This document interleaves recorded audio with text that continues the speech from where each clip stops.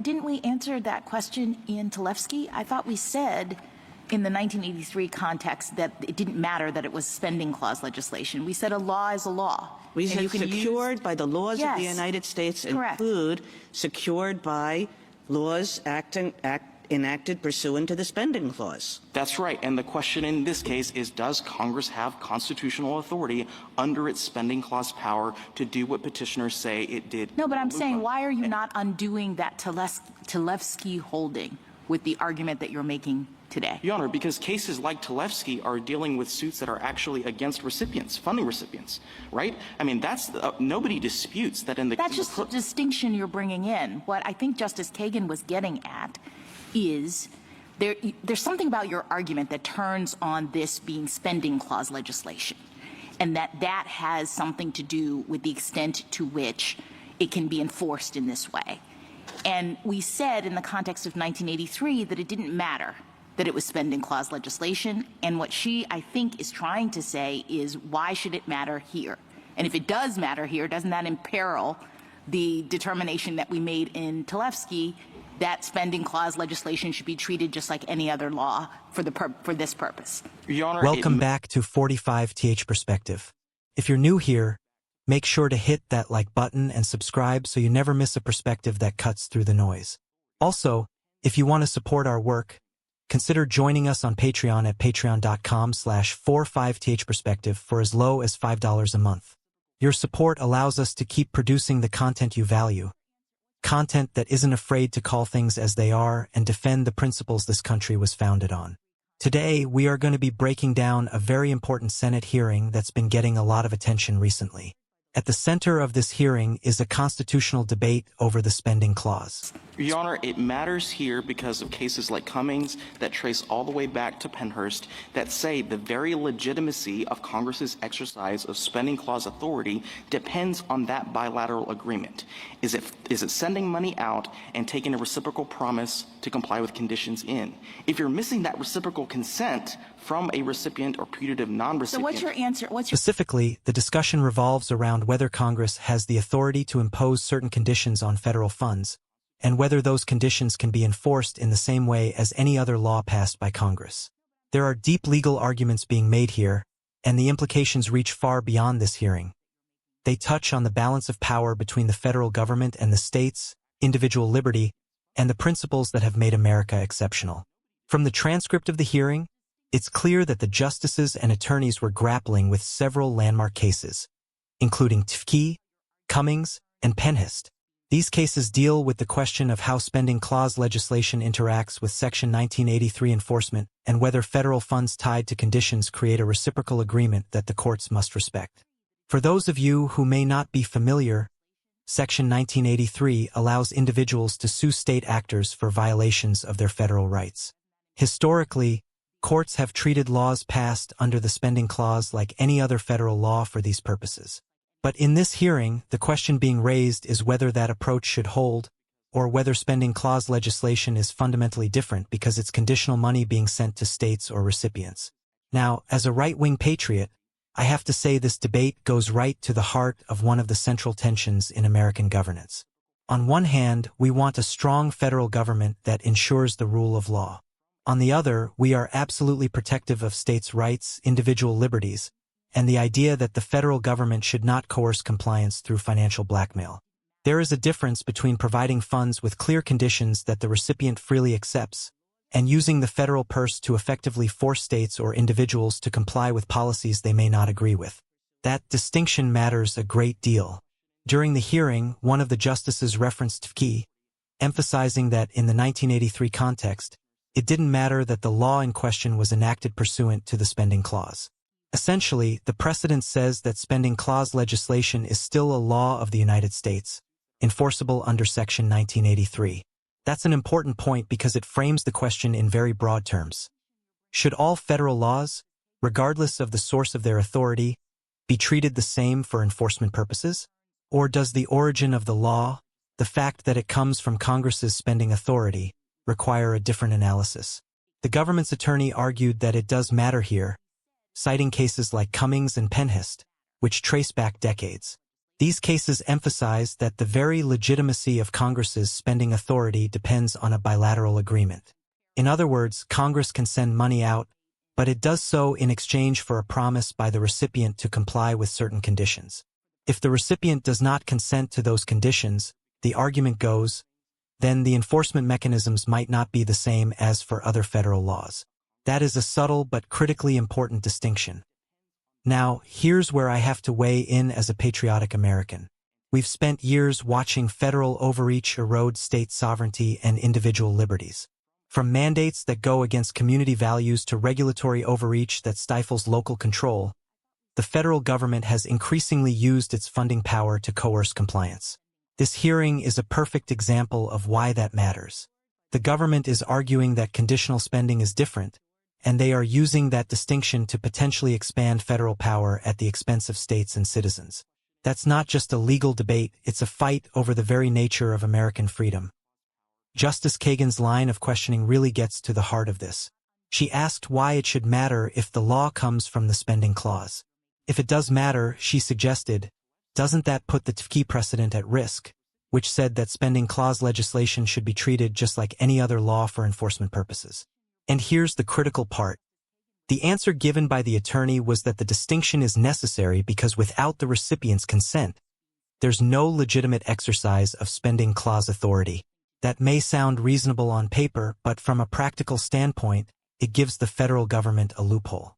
It allows them to claim conditionality as a way to evade accountability or to enforce policies in ways that might otherwise be unconstitutional if treated like ordinary LAW.ASA patriot. I see this as a slippery slope. Imagine a scenario where Congress passes a law that fundamentally changes the way states operate but attaches it to funding that states cannot refuse.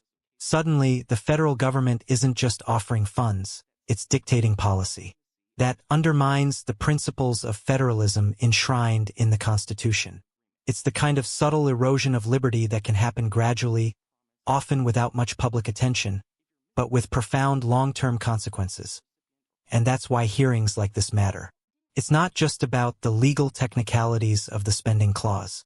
It's about whether America remains a nation where states and individuals have a meaningful say in governance, or whether the federal government can, through financial leverage, force compliance on any policy it wants.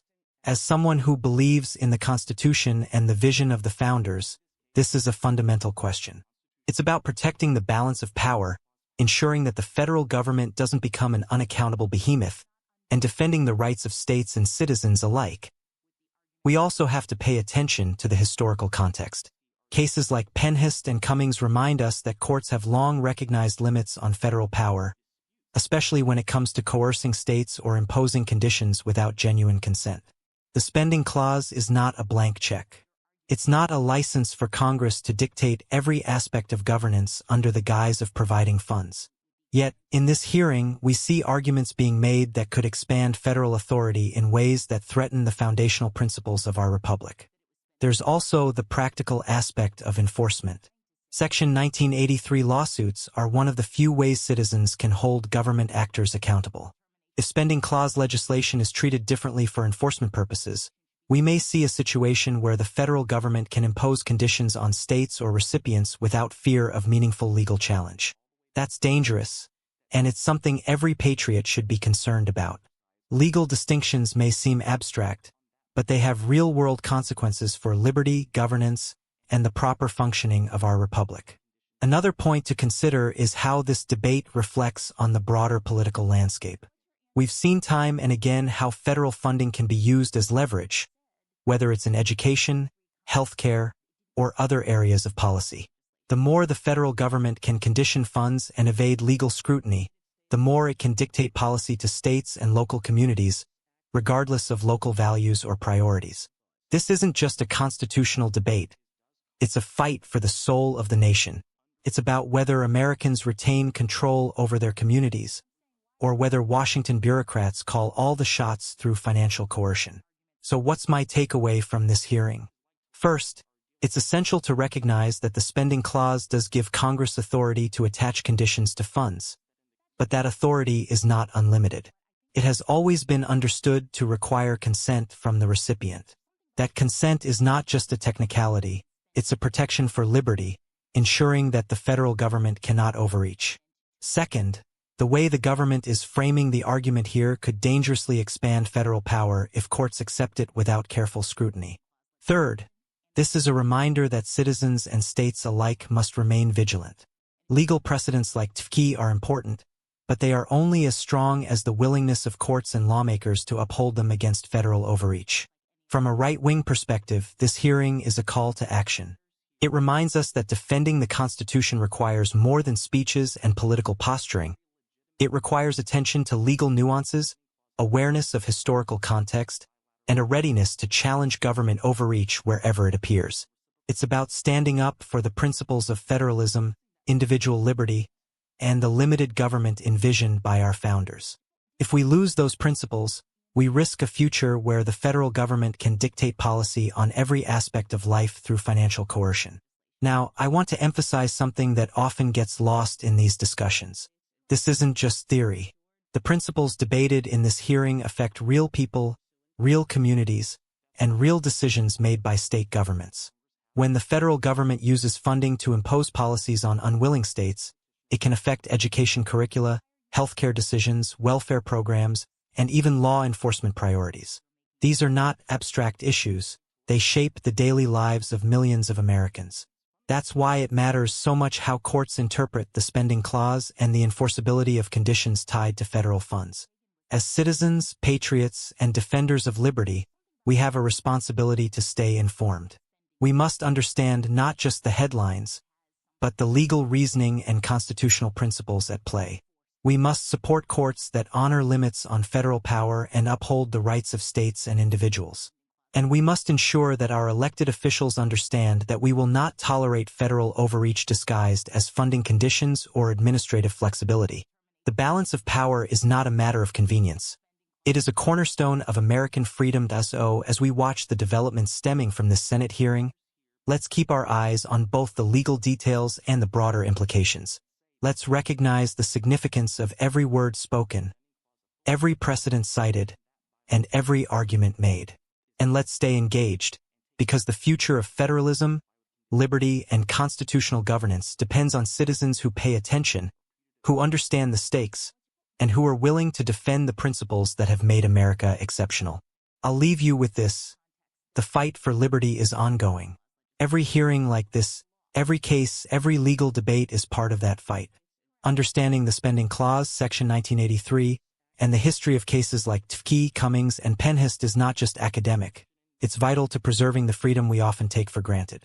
And that's why channels like 45th Perspective exist, to provide clarity, perspective, and truth in an era where government overreach is constantly threatening the rights and freedoms of the American people. If you found this video informative and thought-provoking, don't forget to like, subscribe, and support us on Patreon at patreon.com/45th Perspective for as low as $5 a month. Your support helps us continue to bring you deep dives into the issues that matter, delivered from a perspective that defends liberty, truth, and the Constitution. Thank you for watching. Stay vigilant, stay informed, and always defend the principles that make America exceptional. This is 45th Perspective signing off.